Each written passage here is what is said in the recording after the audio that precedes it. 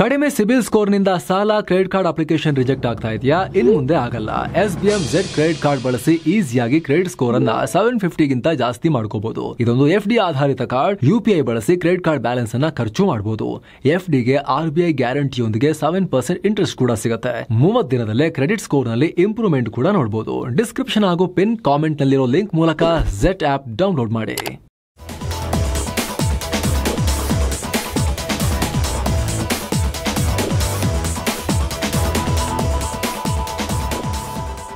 Hi friends, ಇದು mastmaga.com ನ international bulletin ಸುತ್ತು ಜಗತ್ತು. ನಾನು ಅಮರ್ ಪ್ರಸಾದ್. ಕಳೆದ 3.5 ವರ್ಷಗಳಿಂದ ನಡೀತಾ ಇರೋ ರಷ್ಯಾ ಯುಕ್ರೇನ್ ಸಂಘರ್ಷಕ್ಕೆ ಈಗ ಮತ್ತೊಂದು ಬಿಗ್ ಟ್ವಿಸ್ಟ್ ಸಿಕ್ಕಿದೆ. ರಷ್ಯಾ ಮತ್ತು ಯುಕ್ರೇನ್ ನಡುವೆ ದಾಳಿ ಪ್ರತಿದಾಳಿ ಹೆಚ್ಚಾಗ್ತಿರೋ ಹೊತ್ತಲ್ಲಿ ಕಿಮ್ ದೊಡ್ಡ ಆದೇಶ ಹೊರಡಿಸಿದ್ದಾರೆ.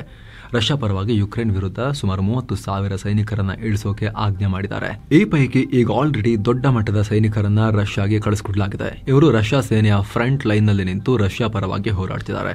ಕರ್ಸ್ಕ್ ಪ್ರದೇಶದಲ್ಲಿ ಯುಕ್ರೇನ್ನ ಆಕ್ರಮಣವನ್ನ ಹಿಮ್ಮೆಟ್ಟಿಸೋಕೆ ಹೆಲ್ಪ್ ಮಾಡ್ತಿದ್ದಾರೆ. ಈ ಯುದ್ಧದ ಆರಂಭದಲ್ಲಿ ಸುಮಾರು 11,000 ಸೈನಿಕರನ್ನ ಕಿಮ್ ರಷ್ಯಾ ಪರವಾಗಿ ಕಳಿಸಿದ್ರು. ಅದರಲ್ಲಿ 4,000 ಸೈನಿಕರಿಗೆ ಡ್ಯಾಮೇಜಸ್ ಆಗಿದೆ.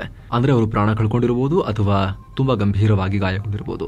ಸೊ ಇನ್ನೂ ಕೂಡ 7,000 ಸೈನಿಕರು ಬಡಿದಾಡುತ್ತಿದ್ದಾರೆ. ಈ ಮಧ್ಯೆ ಇನ್ನೂ ಹೊಸದಾಗಿ 30,000 ಸೈನಿಕರನ್ನ ಕಳಿಸೋಕೆ ಕಿಮ್ ಆದೇಶ ಕೊಟ್ಟಿದ್ದಾರೆ. ಉತ್ತರ ಕೊರಿಯಾದಲ್ಲಿ ಸುಮಾರು 12 ಲಕ್ಷ ಸೈನಿಕರಿದ್ದಾರೆ. 12 ಲಕ್ಷ, ಅದರಲ್ಲಿ 6 ಲಕ್ಷ ಸಕ್ರಿಯ ಸೈನಿಕರಿದ್ದಾರೆ. ಹೀಗಾಗಿ ಅವರಲ್ಲಿ ಈ ಪ್ರಮಾಣದ ಸೇನೆಯನ್ನ ಮಿತ್ರನ ಪರವಾಗಿ ಕಿಮ್ ಬಿಟ್ಟಿದ್ದಾರೆ. ಇವರನ್ನ ನಾರ್ತ್ ಕೊರಿಯಾದಿಂದ ರಷ್ಯಾಗೆ ಸಾಗಿಸೋಕೆ ರಷ್ಯಾದ ಮಿಲಿಟರಿ ಏರ್ಕ್ರಾಫ್ಟ್ಗಳು ಬೃಹತ್ ಕಾರ್ಯಾಚರಣೆ ಮಾಡ್ತಿರೋದು ಕೂಡ ಸ್ಯಾಟಲೈಟ್ ಇಮೇಜಸ್ ಇಂದ ಗೊತ್ತಾಗಿದೆ. ಸೈಬೀರಿಯಾ ಮೂಲಕ ಈ ಬೃಹತ್ ಸೇನೆಯನ್ನ ಯುಕ್ರೇನ್ಗೆ ಸಾಗಿಸಲಾಗ್ತಾ ಇದೆ. ಸೈನಿಕರನ್ನ ಸಾಗಿಸೋಕೆ ಬಳಸಲಾದ ಹಡಗುಗಳು ಕೂಡ ರಷ್ಯಾದ ಬಂದರಿಗೆ ರೀಚ್ ಆಗಿವೆ. ನಾರ್ತ್ ಕೊರಿಯಾದ ಸುನಾನ್ ಏರ್ಪೋರ್ಟ್ನಲ್ಲಿ ಕಾರ್ಗೋ ಏರ್ಕ್ರಾಫ್ಟ್ ಚಟುವಟಿಕೆಗಳು ಕೂಡ ಕ್ಯಾಪ್ಚರ್ ಆಗಿವೆ. ಅಂದಹಾಗೆ 2024 ಸೆಪ್ಟೆಂಬರ್ನಿಂದ ನವೆಂಬರ್ ವೇಳೆ ನಾರ್ತ್ ಕೊರಿಯಾ ಮೊದಲಿಗೆ 11,000 ಸೈನಿಕರನ್ನ ಕಳಿಸಿಕೊಟ್ಟಿತ್ತು.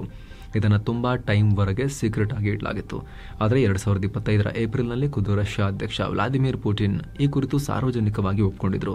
ಆಮೇಲೆ ರಷ್ಯಾದಲ್ಲಿ ಸೈನಿಕರ ಕೊರತೆ ಇದ್ದ ಕಾರಣ ಪುಟಿನ್ ಆಫ್ರಿಕಾದಿಂದ ಬಾಡಿಗೆ ಸೈನಿಕರನ್ನ ಕರ್ಕೊಂಡ್ ಬರ್ತಾ ಇದ್ರು.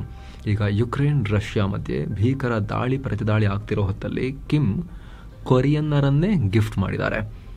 ಕೊರಿಯನ್ನರನ್ನ ಇವರು ರಷ್ಯಾ ಆಕ್ರಮಿತ ಯುಕ್ರೇನ್ ಪ್ರದೇಶಗಳಲ್ಲಿ ನಿಯೋಜನೆಗೊಳ್ತಾರೆ, ರಷ್ಯಾ ಪರವಾಗಿ ಪುಟಿನ್ ಪರವಾಗಿ ಫೈಟ್ ಮಾಡೋಕೆ. ಈ ಬೆಳವಣಿಗೆ ಯುಕ್ರೇನ್ ಪಾಲಿಗೆ ಆಘಾತಕಾರಿ. ಯಾಕಂದ್ರೆ ಸದ್ಯ ಯುಕ್ರೇನ್ ಕೂಡ ಸೈನಿಕರ ಕೊರತೆ ಅನುಭವಿಸ್ತಾ ಇದೆ. ಅಮೆರಿಕ ಕೂಡ ಅವರಿಗೆ ಸಹಾಯ ಮಾಡೋದನ್ನ ಬಂದ್ ಮಾಡಿದೆ. ಪುಟಿನ್ ಕೂಡ ತಮ್ಮ ದಾಳಿ ತೀವ್ರತೆಯನ್ನು ಹೆಚ್ಚು ಮಾಡಿದ್ದಾರೆ. ಈ ಮಧ್ಯೆ ಅಲ್ಲಿ ಕಿಮ್ ಕೂಡ ಸೇರ್ಕೊಂಡು ಯುಕ್ರೇನ್ ಇನ್ನಷ್ಟು ವಿಧ್ವಂಸವನ್ನ ನೋಡೋ ಸಾಧ್ಯತೆ ಇರುತ್ತೆ. ಮತ್ತೊಂದು ಕಡೆ ಉಗ್ರ ಪೋಷಕ ಪಾಕಿಸ್ತಾನದಲ್ಲಿ ಪ್ರತ್ಯೇಕತೆಯ ಬೆಂಕಿ ಮತ್ತಷ್ಟು ಹೆಚ್ಚಾಗ್ತಿದೆ. ಈಗ ಪಾಕಿಸ್ತಾನದಲ್ಲಿ ಸರ್ಕಾರಿ ವಾಹನಗಳನ್ನು ಗುರಿಯಾಗಿಸಿ ದಾಳಿ ನಡೆಸಲಾಗಿದೆ. ಪರಿಣಾಮ ಹಿರಿಯ ಸರ್ಕಾರಿ ಅಧಿಕಾರಿ, ಅಸಿಸ್ಟೆಂಟ್ ಕಮಿಷನರ್ ಫೈಸಲ್ ಸುಲ್ತಾನ್ ಸೇರಿ 5 ಪ್ರಾಣ ಕಳ್ಕೊಂಡಿದ್ದಾರೆ. ಅಲ್ಲದೆ 11 ಮಂದಿ ಗಂಭೀರವಾಗಿ ಗಾಯಗೊಂಡಿದ್ದಾರೆ. ಟಿಟಿಪಿ ಸಂಘಟನೆಯ ಪ್ರಾಬಲ್ಯವಿರೋ ಪಾಕ್ನ ಖೈಬರ್ ಪಖ್ತೂನ್ಖ್ವಾ ಪ್ರಾಂತ್ಯದ ಬಜೌರ್ ಅನ್ನೋ ಕಡೆ ಈ ದಾಳಿಯಾಗಿದೆ. ಸದ್ಯ ದಾಳಿ ಹೊಣೆಯನ್ನ ಯಾವುದೇ ಸಂಘಟನೆ ಹೊತ್ಕೊಂಡಿಲ್ಲ. ಆದರೆ ಪಾಕಿಸ್ತಾನದ ತಾಲಿಬಾನ್ ಘಟಕ ತೆಹರಿಕೆ ತಾಲಿಬಾನ್ ಪಾಕಿಸ್ತಾನ್ ಈ ದಾಳಿ ಮಾಡಿರಬಹುದು ಅಂತ ಅಲ್ಲಿನ ಅಧಿಕಾರಿಗಳು ಶಂಕೆ ವ್ಯಕ್ತಪಡಿಸಿದ್ದಾರೆ. ಯಾಕಂದ್ರೆ ಇತ್ತೀಚೆಗೆ ಈ ಭಾಗದಲ್ಲಿ ಭದ್ರತಾ ಪಡೆ ಮತ್ತು ಅಧಿಕಾರಿಗಳನ್ನ ಗುರಿಯಾಗಿಸಿ ನಡೆದ ದಾಳಿ ಹಿಂದೆ ಇದೇ ಸಂಘಟನೆ ಕೆಲಸ ಮಾಡಿದ್ದು. ಹೀಗಾಗಿ ಇಲ್ಲೂ ಕೂಡ ಅವರದ್ದೇ ಹೆಸರು ಕೇಳಿ ಬರ್ತಾ ಇದೆ. ಸದ್ಯ ತನಿಖೆ ನಡೀತಾ ಇದೆ. ಇನ್ನು ಇದೇ ಪಾಕ್ನಲ್ಲಿ ಕಾಲೇಜ್ ವ್ಯಾನ್ನಲ್ಲಿ LPG ಸಿಲಿಂಡರ್ ಸ್ಫೋಟಗೊಂಡಿದೆ. ಪರಿಣಾಮ 2 ಅದರಲ್ಲಿ ಪ್ರಾಣ ಕಳ್ಕೊಂಡಿದ್ದು 19 ಮಂದಿ ಗಂಭೀರ ಗಾಯಗೊಂಡಿದ್ದಾರೆ. ಪಾಕ್ನ ಪೂರ್ವ ಅಹಮದ್ಪುರ್ ಅನ್ನೋ ಕಡೆ ಈ ಘಟನೆಯಾಗಿದೆ. ಇನ್ನು ಪಹಲ್ಗಾಮ್ ಉಗ್ರ ದಾಳಿ ಬಳಿಕ ಭಾರತ ಪಾಕಿಸ್ತಾನಿ ಸೆಲೆಬ್ರಿಟಿಗಳ ಇನ್ಸ್ಟಾಗ್ರಾಮ್ ಅಕೌಂಟ್, ಮಾಜಿ ಕ್ರಿಕೆಟಿಗರ ಯೂಟ್ಯೂಬ್ ಚಾನೆಲ್ಸ್ ಮತ್ತು ಎಂಟರ್ಟೈನ್ಮೆಂಟ್ ಪ್ಲಾಟ್ಫಾರ್ಮ್ಸ್ ಮೇಲೆ ನಿರ್ಬಂಧ ಹೇರಿತ್ತು. ಆದರೆ ಜುಲೈ 1 ಮತ್ತು ಜುಲೈ 2 ನಡುವೆ ಈ ಅಕೌಂಟ್ಗಳು ಭಾರತದಲ್ಲಿ ಮತ್ತೆ ಆಕ್ಟಿವೇಟ್ ಆಗಿದ್ವು, ಆಕ್ಸೆಸ್ ಸಿಕ್ಕಿದ್ವು, ನೋಡೋಕೆ ಸಿಗ್ತಾ ಇತ್ತು. ಈಗ ಮತ್ತೆ ಗುರುವಾರ ಬೆಳಗ್ಗೆ ಈ ಎಲ್ಲ ಅಕೌಂಟ್ಗಳನ್ನು ಬ್ಲಾಕ್ ಮಾಡಲಾಗಿದೆ. ಪಾಕ್ನ ಸೆಲೆಬ್ರಿಟಿಗಳಾದ ಮೌರಾ ಹೊಕೇನ್, ಸಬಾ ಕಮರ್, ಅಹದ್ ರಾಜಾ ಮೀರ್, ಯಾಮ್ನಾ ಜೈದಿ, ಡ್ಯಾನಿಶ್ ತೈಮೂರ್ ಮತ್ತು ಪಾಕ್ ಮಾಜಿ ಕ್ರಿಕೆಟರ್ಸ್ ಆಗಿರೋ ಶಹೀದ್ ಅಫ್ರಿದಿ, ಶೋಯಿಬ್ ಅಖ್ತರ್, ರಶೀದ್ ಲತೀಫ್ರ ಯೂಟ್ಯೂಬ್ ಚಾನೆಲ್ಸ್ ಮತ್ತು ಹಮ್ ಟಿವಿ, RI ಡಿಜಿಟಲ್, ಹರ್ಪಲ್ ಜಿಯೋ ಅನ್ನೋ ಯೂಟ್ಯೂಬ್ ಪ್ಲಾಟ್ಫಾರ್ಮ್ಗಳ ಮೇಲೂ ಕೂಡ ಪುನಃ ನಿರ್ಬಂಧ ಹಾಕಲಾಗಿದೆ. ಏನೋ ಸಿಂಧೂ ನದಿ ನೀರಿನ ಹಂಚಿಕೆ ವಿಚಾರವಾಗಿ ಪಾಕ್ ಪ್ರಧಾನಿ ಶಹಬಾಜ್ ಶರೀಫ್ ಮತ್ತೆ ಅತ್ತುಬಿಟ್ಟಿದ್ದಾರೆ. ಭಾರತ ಸಿಂಧೂ ನದಿ ನೀರಿನ ಹಂಚಿಕೆ ಒಪ್ಪಂದವನ್ನ ಸಸ್ಪೆಂಡ್ ಮಾಡಿದೆ. ಹೀಗಾಗಿ ನಾವೇ ನಮ್ಮ ವಾಟರ್ ಸ್ಟೋರೇಜ್ ಫೆಸಿಲಿಟಿಯನ್ನು ಹೆಚ್ಚಿಸಿಕೊಳ್ಳೋಕೆ ನಿರ್ಧಾರ ಮಾಡಿದ್ದೀವಿ ಅಂತ ಹೇಳಿದ್ದಾರೆ. ಇಸ್ಲಾಮಾಬಾದ್ನ ನ್ಯಾಷನಲ್ ಎಮರ್ಜೆನ್ಸಿ ಆಪರೇಷನ್ ಸೆಂಟರ್ನಲ್ಲಿ ಮಾತನಾಡಿರೋ ಶರೀಫ್ ಈ ರೀತಿ ಹೇಳಿದ್ದಾರೆ. ಅಲ್ಲದೆ ನಮ್ಮ ಶತ್ರು ಭಾರತ ಸಿಂಧೂ ನದಿ ಒಪ್ಪಂದದ ವಿರುದ್ಧ ಕ್ರಮ ಕೈಗೊಳ್ಳೋಕೆ ಪ್ರಯತ್ನಿಸ್ತಾ ಇದೆ, ನೀರನ್ನು ಅಸ್ತ್ರವನ್ನಾಗಿ ಬಳಸ್ತಾ ಇದೆ. ಹೀಗಾಗಿ ನಮ್ಮ ಸರ್ಕಾರ ಡೈಮರ್ ಭಾಷಾ ಡ್ಯಾಮ್ ಅನ್ನು ಪುನರುಜ್ಜೀವನ ಮಾಡೋದು ಸೇರಿದಂತೆ ಸಿಂಧೂ ನದಿ ನೀರಿನ ಸಂಗ್ರಹವನ್ನು ಜಾಸ್ತಿ ಮಾಡೋಕೆ ಪ್ಲಾನ್ ಮಾಡ್ತಾ ಇದ್ದೀವಿ. ನಮ್ಮ ದೇಸಿ ಸಂಪನ್ಮೂಲಗಳನ್ನು ಬಳಸಿಕೊಂಡು ನಾವು ಡ್ಯಾಮ್ ನಿರ್ಮಿಸ್ಕೊಳ್ತೀವಿ ಅಂತ ಹೇಳಿದ್ದಾರೆ. ಹಾಗೆ ಪಾಕ್ ಸಿಂಧೂ ನದಿ ಮೇಲೆ ಡೈಮರ್ ಭಾಷಾ ಡ್ಯಾಮ್ ಅನ್ನು ನಿರ್ಮಾಣ ಮಾಡ್ತಾ ಇದೆ. ಆದರೆ ಹಣಕಾಸಿನ ಕೊರತೆ ಮತ್ತು ಪರಿಸರದ ಒಂದಷ್ಟು ಕನ್ಸರ್ನ್ಸಿಂದಾಗಿ ಪರಿಸರ ಹಾಳಾಗುತ್ತೆ ಅನ್ನೋ ಆತಂಕದಿಂದ ಈ ಪ್ರಾಜೆಕ್ಟ್ ನೆನೆಗುದಿಗೆ ಬಿದ್ದಿತ್ತು. ಈಗ ಇದನ್ನೇ ನಾವು ಮತ್ತೆ ರಿಆಕ್ಟಿವೇಟ್ ಮಾಡ್ತೀವಿ ಅಂತ ಶರೀಫ್ ಹೇಳಿದ್ದಾರೆ. ಭಾಳ ಸಂತೋಷ, ಮಾಡ್ಕೊಳ್ಳಿ, ದುಡ್ಡು ಹಾಕಿ ಡ್ಯಾಮ್ ಕಟ್ಕೊಳ್ಳಿ, ನೀರು ಹಿಡಿದಿಟ್ಕೊಳ್ಳಿ, ಸಮುದ್ರಕ್ಕೆ ಹೋಗ್ತಿದ್ದಂಗೆ ಯೂಸ್ ಮಾಡ್ಕೊಳ್ಳಿ. ಸಿಂಧೂ ನದಿ ನೀರನ್ನು ಪಾಕಿಸ್ತಾನಕ್ಕೆ ಹರಿಸದೇ ಇದ್ರೆ ಭಾರತೀಯರ ರಕ್ತ ಹರಿಸ್ತೀವಿ, ಯುದ್ಧ ಮಾಡ್ತೀವಿ ಅಂತ ಜೋರಾಗಿ ಆರ್ಭಟಿಸ್ತಾ ಇದ್ದ ಪಾಕ್ ಮಾಜಿ ವಿದೇಶಾಂಗ ಸಚಿವ ಬಿಲವಲ್ ಭುಟ್ಟೋ ಜರ್ದಾರಿ ಮೆತ್ತಗಾಗಿದೆ. ಈಗ ಇದು ಈ ಜೀವಿ ಟೋನ್ ಚೇಂಜ್ ಮಾಡಿ ಈ ಪ್ರದೇಶದಲ್ಲಿ ಶಾಂತಿ ಸ್ಥಾಪಿಸೋಣ ಮತ್ತು ಭಯೋತ್ಪಾದನೆ ವಿರುದ್ಧ ಒಟ್ಟಾಗಿ ಕೆಲಸ ಮಾಡೋಣ ಅಂತ ಭಾರತಕ್ಕೆ ಕರೆ ಕೊಡ್ತಿದ್ದೀನಿ ಅಂತ ಹೇಳಿದ್ದಾರೆ. ಈ ಮನುಷ್ಯನ ಬಗ್ಗೆ ಪಾಕಿಸ್ತಾನಿಯರೇ ಸೀರಿಯಸ್ ಆಗಿ ತಗೊಳ್ಳಲ್ಲ. ಈ ಮನುಷ್ಯ ಈ ಪ್ರದೇಶದಲ್ಲಿ ಶಾಂತಿ ಸ್ಥಾಪನೆ ಬಗ್ಗೆ ಮಾತನಾಡಿದೆ. ಭಾರತ ಬಾಂಗ್ಲಾ ಗಡಿಯಲ್ಲಿ ಚಿನ್ನ ಕಳ್ಳ ಸಾಗಾಣಿಕೆದಾರನೊಬ್ಬನನ್ನ BSF ಪಡೆ ಹೊಡೆದು ಹಾಕಿದೆ. ಬುಧವಾರ 4ರಿಂದ 5 ಜನರ ಕಳ್ಳ ಸಾಗಾಣಿಕೆದಾರರು ಪಶ್ಚಿಮ ಬಂಗಾಳದ ನಾಡಿಯಾ ಜಿಲ್ಲೆಯ ಭಾರತ ಬಾಂಗ್ಲಾ ಗಡಿಯಲ್ಲಿ ನುಗ್ಗೋಕೆ ಟ್ರೈ ಮಾಡ್ತಾ ಇದ್ರು. ತಡೆಯೋಕೆ ಹೋದಾಗ ಘರ್ಷಣೆ ಆಯಿತು. ಬಾಂಗ್ಲಾ ಪುಂಡರು ಗುಂಡು ಹಾರಿಸೋಕೆ ನೋಡಿದ್ದಾರೆ. ಈ ವೇಳೆ BSF ಹೌದಾ ಬನ್ನಿ ಅಂತೇಳಿ ಅವರನ್ನ ಹೊಡೆದು ಕೆಡವಿದೆ. ಟ್ರಂಪ್ರ ಟ್ಯಾರಿಫ್ ಡೆಡ್ಲೈನ್ ಹತ್ತಿರ ಆಗ್ತಾ ಇದ್ದು ಅಮೆರಿಕ ಮತ್ತು ವಿಯೆಟ್ನಾಂ ನಡುವೆ ದ್ವಿಪಕ್ಷೀಯ ವ್ಯಾಪಾರ ಒಪ್ಪಂದ ಫೈನಲ್ ಆಗಿದೆ. ಸುದೀರ್ಘ 1 ವಾರದ ಮಾತುಕತೆ ನಂತರ ಅಮೆರಿಕ ಮತ್ತು ವಿಯೆಟ್ನಾಂ ನಡುವೆ ಒಪ್ಪಂದ ಆಗೋಗಿದೆ ಅಂತ ಟ್ರಂಪ್ ಹೇಳಿದ್ದಾರೆ. ವಿಯೆಟ್ನಾಂನಿಂದ ಅಮೆರಿಕಗೆ ಬರೋ ಸರಕುಗಳ ಮೇಲೆ 20% ಟ್ಯಾರಿಫ್ ಫೈನಲೈಸ್ ಮಾಡಲಾಗಿದೆ. ಚೀನಾ ಏನು ಮಾಡಿತ್ತು, ಈ ವಿಯೆಟ್ನಾಂನ ಒಂಥರ ಗುಲಾಮ ರಾಷ್ಟ್ರ ಥರ ಮಾಡ್ಕೊಂಡ್ಬಿಟ್ಟಿತ್ತು.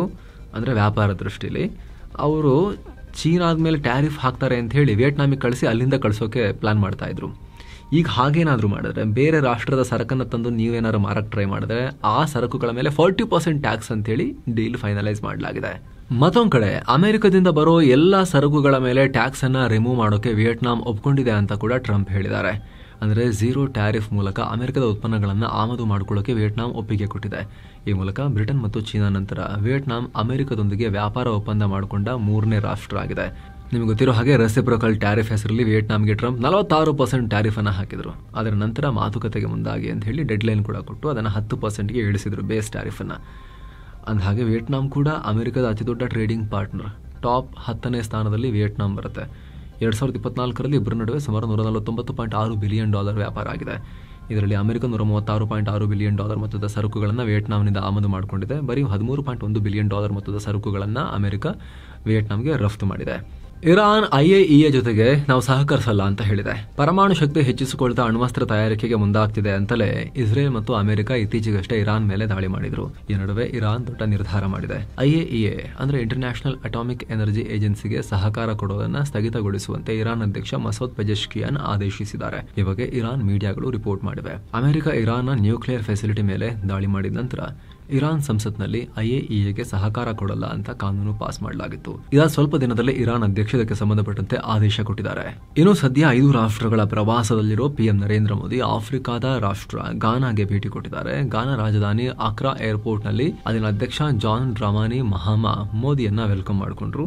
ಗಾನಾದಲ್ಲಿರೋ 15,000 ಅನಿವಾಸಿ ಭಾರತೀಯರು ಕೂಡ ಮೋದಿಯನ್ನ ಆತ್ಮೀಯವಾಗಿ ಸ್ವಾಗತ ಮಾಡಿದ್ದಾರೆ. ಇನ್ನು PM ಮೋದಿ ಅವರು ಅಧ್ಯಕ್ಷ ಜಾನ್ ದ್ರಮಾನಿ ಮಹಾಮಾರೊಂದಿಗೆ ನಿಯೋಗ ಮಟ್ಟದ ಮಾತುಕತೆ ನಡೆಸಿದ್ದಾರೆ. ಅಲ್ಲದೆ ದ್ವಿಪಕ್ಷೀಯ ಮಾತುಕತೆ ಕೂಡ ನಡೆದಿದೆ. Defence, health care, agriculture, critical minerals, digital payments ಕ್ಷೇತ್ರಗಳಲ್ಲಿ ಸಹಕಾರ ಇಬ್ಬರು ನಾಯಕರು ಒಪ್ಪಿಗೆ ಕೊಟ್ಟಿದ್ದಾರೆ. ಈ ವೇಳೆ 2 ರಾಷ್ಟ್ರಗಳ ಸಾಂಸ್ಕೃತಿಕ, ಆರೋಗ್ಯ ಕ್ಷೇತ್ರ ಸೇರಿದ ಹಾಗೆ ಹಲವು ವಲಯಗಳಲ್ಲಿ ಸಹಕಾರ ಹೆಚ್ಚಿಸುವ ನಿಟ್ಟಿನಲ್ಲಿ 4 ಅಗ್ರಿಮೆಂಟ್ಸ್ಗೆ ಸೈನ್ ಹಾಕಲಾಗಿದೆ. ಅಲ್ಲದೆ ಭಯೋತ್ಪಾದನೆ ನಿಗ್ರಹ ಸೇರಿದ ಹಾಗೆ ಜಾಗತಿಕ ಮತ್ತು ಪ್ರಾದೇಶಿಕ ಸವಾಲುಗಳ ಕುರಿತು 2 ರಾಷ್ಟ್ರಗಳ ನಾಯಕರು ಡಿಸ್ಕಸ್ ಮಾಡಿದ್ದಾರೆ. ಇನ್ನು PM ನರೇಂದ್ರ ಮೋದಿ ಅವರಿಗೆ ಅಧ್ಯಕ್ಷ ಜಾನ್ ಡ್ರಮಾನಿ ಮಹಾಮಾ ಘಾನಾದ ಅತ್ಯುನ್ನತ ರಾಷ್ಟ್ರೀಯ ಪ್ರಶಸ್ತಿ officer of the order of the star of Ghana ನೀಡಿ ಗೌರವಿಸಿದ್ದಾರೆ. ಈ ಮೂಲಕ ಭಾರತದ ಪ್ರಧಾನಿಗೆ ಒಟ್ಟು 24 ಜಾಗತಿಕ ರಾಷ್ಟ್ರಗಳ ಗೌರವಗಳು ಸಿಕ್ಕಂತಾಗಿದೆ. ಘಾನಾದ ಗೌರವವನ್ನ ನಾನು ನಮ್ಮ ದೇಶದ ಯುವಕರಿಗೆ ಅರ್ಪಿಸ್ತೀನಿ ಅಂತ PM ಮೋದಿ ಹೇಳಿದ್ದಾರೆ. ಪಶ್ಚಿಮ ಆಫ್ರಿಕಾ ರಾಷ್ಟ್ರ ಮಾಲಿಯಲ್ಲಿ ಆಘಾತಕಾರಿ ಬೆಳವಣಿಗೆಯಾಗಿದೆ. ಅಲ್ಲಿನ ಸಿಮೆಂಟ್ ಫ್ಯಾಕ್ಟರಿಯೊಂದರಲ್ಲಿ ಕೆಲಸ ಮಾಡುತ್ತಿದ್ದ 3 ಭಾರತೀಯ ಪ್ರಜೆಗಳನ್ನ ಬ್ಯಾನ್ ಆಗಿರೋ AQ ಉಗ್ರ ಸಂಘಟನೆಯ ಉಗ್ರರು ಕಿಡ್ನಾಪ್ ಮಾಡಿದ್ದಾರೆ, ಅಪಹರಣ ಮಾಡಿದ್ದಾರೆ. ಮಾಲಿಯಲ್ಲಿ KS ಅನ್ನೋ ನಗರದಲ್ಲಿ ಡೈಮಂಡ್ ಸಿಮೆಂಟ್ ಫ್ಯಾಕ್ಟರಿಯಲ್ಲಿ ಭಾರಿ ಶಸ್ತ್ರಾಸ್ತ್ರ ಹೊಂದಿರೋ ದಾಳಿಕೋರರು ಬಂದು ದಾಳಿ ಮಾಡಿದ್ದಾರೆ. ಈ ವೇಳೆ 3 ಭಾರತೀಯರನ್ನ ಅಪಹರಿಸಿ ಒತ್ತೆಯಾಳುಗಳನ್ನಾಗಿ ಎಳ್ಕೊಂಡು ಹೋಗಿದ್ದಾರೆ. ಜಾಗತಿಕ ಉಗ್ರ ಸಂಘಟನೆ AQಗೆ ಲಿಂಕ್ ಹೊಂದಿರೋ JNIM ಸಂಘಟನೆ ಇದನ್ನ ಮಾಡಿದೆ. ಇದಕ್ಕೆ ಭಾರತದ ವಿದೇಶಾಂಗ ಸಚಿವಾಲಯ ತೀವ್ರ ಖಂಡನೆ ವ್ಯಕ್ತಪಡಿಸಿದೆ. ಅತ್ಯಂತ ಭಯಾನಕ ಘಟನೆ, ಇದನ್ನು ಒಪ್ಪಿಕೊಳ್ಳೋಕೆ ಸಾಧ್ಯ ಇಲ್ಲ ಅಂತ ಹೇಳಿದೆ. ಈ ಬಗ್ಗೆ ಸಂಪೂರ್ಣ ಮಾಹಿತಿಯ ವಿಶೇಷ ವರದಿ ಕೂಡ ಪಬ್ಲಿಷ್ ಆಗ್ತಾ ಇದೆ ನಮ್ಮ ಚಾನಲಲ್ಲಿ. ಸೊ ಫ್ರೆಂಡ್ಸ್, ಇದಾಗಿತ್ತು ಇವತ್ತಿನ ಜಗತ್ತಿನ ಸುತ್ತಾಟ. ಮತ್ತೆ ಭೇಟಿ ಆಗ್ತಿರೋಣ. ನಮಸ್ತೆ.